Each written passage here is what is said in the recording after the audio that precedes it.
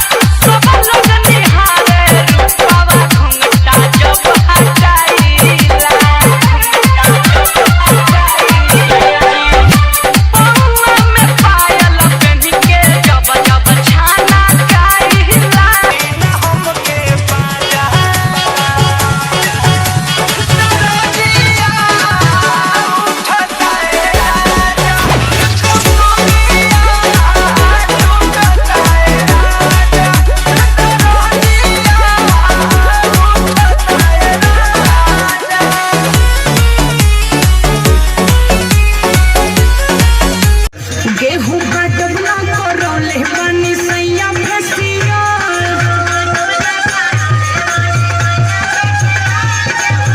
तकाल गौवा beauty parlour खोल लेती है। अगर आपको ये वीडियो अच्छी लगी हो तो लाइक कर दें और अगर आपने चैनल को सब्सक्राइब नहीं किया है तो सब्सक्राइब कर दें।